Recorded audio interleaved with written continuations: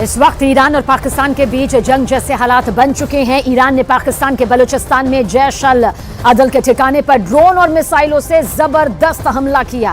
Iran के हमले के बाद से पाकिस्तान ने ऐलान कर दिया कि उसने ईरान से अपना राजदूत वापस बुलाने का फैसला कर लिया। पाकिस्तान ने ईरानी सरकार को साफ शब्दों में कह दिया कि वो अपने राजदूत को पाकिस्तान वापस ना भेजें।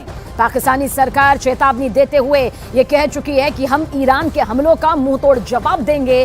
कुछ खबरों में दरअसल दावा किया गया कि ईरान के हमले के 100 से ज्यादा पाकिस्तानी आतंकी और उनके परिवार के लोग यहां पर दर्ज जल चुके हैं, मारे जा चुके हैं। परमाणु बम की धौंस दिखाने वाला पाकिस्तान इस वक्त ईरान से बदला लेने के लिए तड़प रहा है, बेचैन है। लेकिन मुश्किल यह है कि ईरान की मिसाइल और ड्रोन हमलों ने पाकिस्तानी सेना में खौफ पैदा कर दिया है।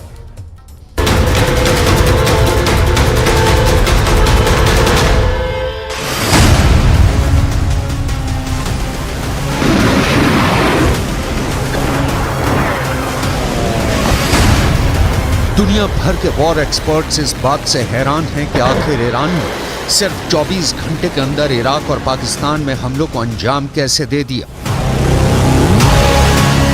पाकिस्तान में भी ईरान ने इतने भीषण मिसाइल और ड्रोन हमले किए हैं कि पाकिस्तानी सेना और सरकार बुरी तरह से खौफ में आ गई।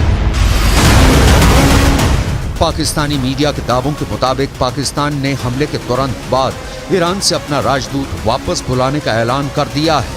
हम आपको बता दें कि ईरान के इस्लामिक रिवॉल्यूशनरी गार्ड्स ने पाकिस्तान के बलूचिस्तान प्रांत में 2 आतंकी ठिकानों पर बड़ा हमला किया है। इस हमले से पूरे इलाके में कोहराम मच गया है। पाकिस्तानी सेना के चीफ जनरल सैयद आसिम मुनीर जहां इस हमले का जवाब नहीं दे पा रहे हैं, तो वहीं दूसरी तरफ पाकिस्तान के पीएम अनवर उल हक काकर ईरानी हमले से सख्ते में आ चुके हैं। Comment en Pakistan, sir? بر اساس ماده 51 که منشور استنادی که میکنیم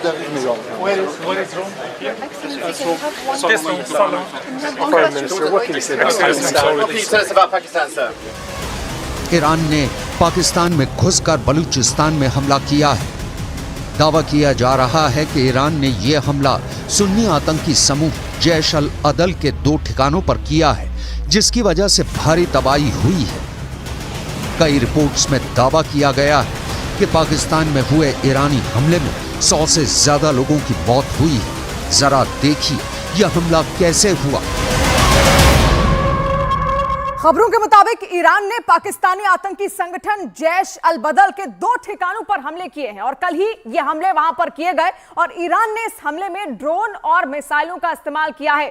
तो ड्रोन और मिसाइलों का इस्तेमाल किया गया है और साथ साथ 2 ऐसे ठिकाने हैं जहां पर ईरान ने कल हमले किए हैं और पाकिस्तान के बलूचिस्तान इलाके में ईरान ने घुसकर ये हमले किए हैं। लगभग 122 किलोमीटर अंदर घुसकर ईरान ने पाकिस्तान में मौजूद जैश अल अदल पर हमला किया है, जिसमें कई लोग मारे गए हैं। और ईरान की मीडिया के मुताबिक सीरिया में मिसाइल हमलों के बाद यह अटैक किया गया है। ईरान की मीडिया ने यह भी दावा किया कि पाकिस्तान में जैश अल बदल आतंकी समूह के 2 प्रमुख गढ़ इस ऑपरेशन का केंद्र बिंदु थे, जिन्हें विशेष रूप से ध्वस्त किया गया। और हैरानी की बात तो यह है कि एक तरफ पाकिस्तान के पीएम ईरान से दोस्ती बढ़ाने की कोशिश कर रहे हैं, तो वहीं दूसरी तरफ ईरान ने पाकिस्तान में घुसकर बड़ी सर्जिकल स्ट्राइक कर दी। Can you talk to us about your meeting with the Iranian foreign minister? Will Pakistan respond to the strike?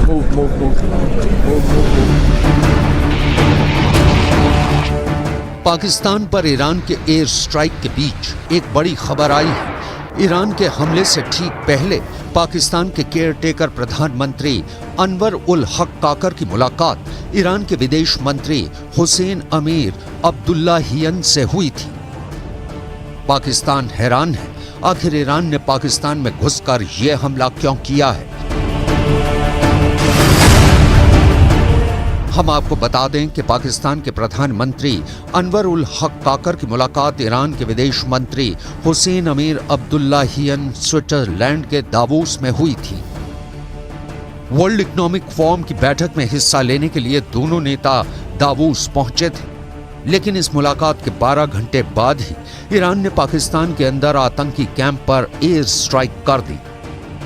सवाल उठ रहे हैं कि जब ईरान और पाकिस्तान संबंध सुधारने को लेकर एक दूसरे से बातचीत कर रहे हैं। ऐसे हालात में ईरान ने पाकिस्तान में 122 किलोमीटर अंदर घुसकर हमला क्यों किया?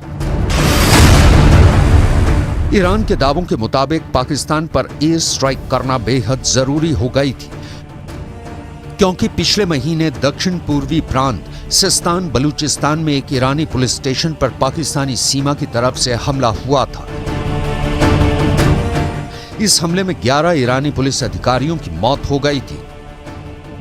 ईरान के गृह मंत्री अहमद वाहिदी ने हमले के लिए जैश अल अदल को जिम्मेदार ठहराया था, जिसके ठिकाने पाकिस्तान की जमीन पर मौजूद है। ईरान ने बार बार चेतावनी दी है कि जैश अल अदल आतंकवादी समूह उसके सुरक्षा बलों पर हमला करने के लिए पाकिस्तान की जमीन का इस्तेमाल कर रहा है और बलूचिस्तान के सीमावर्ती शहर पंजगुर में इसके ठिकाने हैं। लेकिन पाकिस्तानी सेना और सरकार ने ध्यान नहीं दिया और ईरान ने आखिर में पाकिस्तान में घुसकर आतंकी कैंपों पर हमला कर दिया। Night's unprovoked and blatant breach of Pakistan's sovereignty by Iran is a violation of international law and the purposes and principles of the Charter of the United Nations. This illegal act is completely unacceptable and has no justification whatsoever. Pakistan reserves the right to respond to this illegal act, and the responsibility for the consequences will lie squarely with Iran. We have conveyed this message to the government of Iran. We have also informed them that Pakistan has decided to recall its ambassador from Iran